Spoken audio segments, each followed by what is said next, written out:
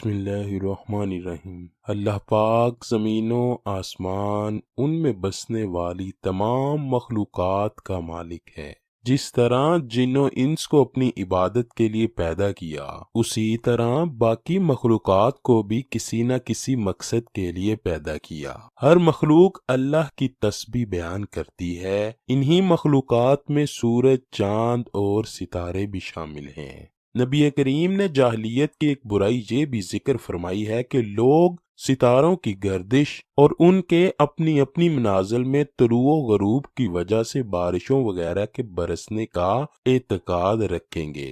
حضرت زید بن خالد سے مروی ہے کہ حدیبیہ کے مقام پر رات کو بارش ہوئی اور صبح اللہ کے رسول نے ہمیں نماز فجر پڑھائی۔ جب آپ نماز سے فارغ ہوئے تو ہماری طرف رخ مبارک پھیر لیا اور پوچھا، کیا آپ لوگوں کو معلوم ہے کہ آپ کے رب نے کیا فرمایا ہے؟ ہم نے عرض کی، اللہ اور اس کا رسول بہتر جانتے ہیں۔ رسول اللہ صلی اللہ علیہ وآلہ وسلم نے فرمایا، اللہ نے فرمایا ہے کہ میرے بندوں نے صبح کی تو مجھ پر ایمان رکھتے تھے اور ستاروں کے منکر تھے، اور جس نے کہا کہ ہم پر فلاں فلاں ستارے نے بارش برسائی تو ایسے کہنے والا شخص میرا منکر جبکہ ستاروں پر اعتقاد رکھنے والا ہے۔ نظام فلکی قدرت الہی کا مظہر اور تابع ہے، قرآنی آیت کا مفہوم ہے، اور سورج، چاند اور ستارے سب کے سب اس اللہ کے حکم سے ایک مقرر، منظم اور مضبوط نظام کے تابع بنا دیے گئے ہیں۔ اللہ کے رسول نے فرمایا کہ سورج اور چاند اللہ تعالی کی قدرت کی نشانیوں میں سے دو بڑی نشانیاں ہیں۔ حضرت ابوذر سے مروی ہے کہ میں سورج کے غروب کے وقت نبی کریم کے پاس مسجد میں بیٹھا ہوا تھا۔ آپ صلی اللہ علیہ وآلہ وسلم نے مجھے مخاطب کرتے ہوئے فرمایا، ابوذر، کیا آپ جانتے ہیں کہ سورج کہاں غروب ہوتا ہے؟ میں نے عرض کی، اللہ اور اس کا رسول ہی بہتر جانتے ہیں۔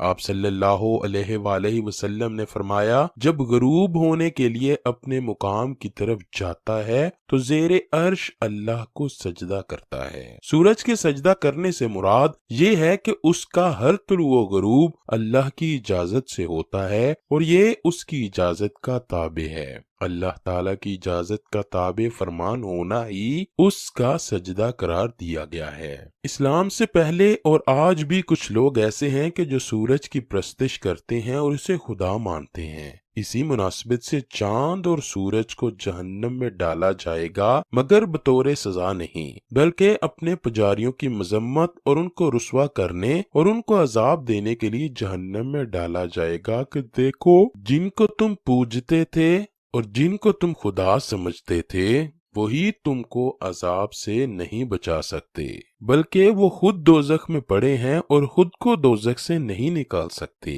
نام الباری الشرح صحیح البخاری میں ہے کہ نبی صلی اللہ علیہ وآلہ وسلم نے فرمایا، سورج اور چاند کو قیامت کے دن لپیٹ دیا جائے گا۔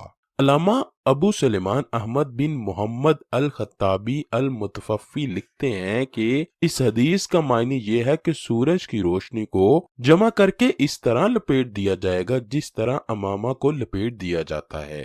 علامہ خطابی فرماتے ہیں کہ اس حدیث میں ایسا اضافہ بھی ہے جس کو امام بخاری نے ذکر نہیں کیا۔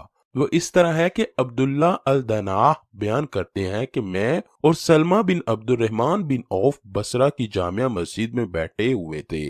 اس وقت حضرت حسن بصری آئے اور وہ بھی وہیں بیٹھ گئے۔ پھر انہوں نے حدیث بیان کی اور کہا کہ ہمیں حضرت ابو ہریرہ نے حدیث بیان کی ہے کہ رسول اللہ صلی اللہ علیہ وآلہ وسلم نے فرمایا، بے شک سورج اور چاند قیامت کے دن دو بیل ہوں گے جن کو لپیٹ کر دوزخ میں ڈال دیا جائے گا۔ حضرت حسن بصری نے پوچھا، ان کا کیا گناہ ہوگا جو انہیں دوزخ میں ڈالا جائے گا؟ تو عبداللہ دناج نے کہا، تم کو رسول اللہ کی حدیث سنا رہا ہوں۔ تو حضرت حسن بصری خاموش ہو گئے۔ اس اعتراض کا جواب یہ ہے کہ سورج کو لپیٹ کر جو دوزخ میں ڈالا جائے گا یہ ان کی کوئی سزا نہ ہوگی، بلکہ سورج اور چاند کی پرستش کرنے والوں کی مذمت اور ان کو رسوا کرنے کے لیے سورج اور چاند کو دوزخ میں ڈالا جائے گا کہ دیکھو، جنہیں تم خدا سمجھتے تھے اور ان کی پرستش کرتے تھے، تم کو عذاب سے بچانا درکنار، آج وہ خود دوزخ میں پڑے ہیں اور خود کو دوزخ سے نہیں نکال سکتے۔ روایت ہے کہ حضرت حسن فرماتے ہیں ہم کو حضرت ابو ہریرہ نے رسول اللہ سے حدیث سنائی اور فرمایا سورج اور چاند قیامت کے دن گہنے ہوئے دو پنیر کے ٹکڑے ہوں گے۔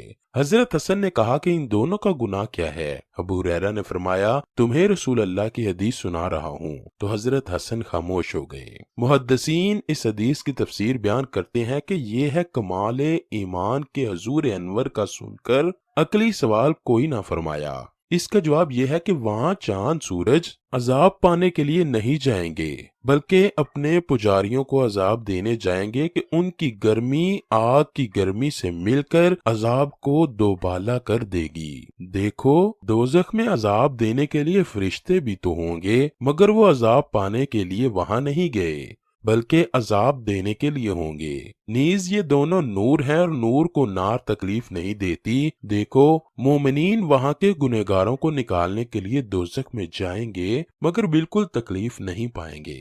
اسی طرح سورج اور چاند بھی دوزخ میں جائیں گے لیکن اپنے پجاریوں کو تکلیف دینے کے لیے۔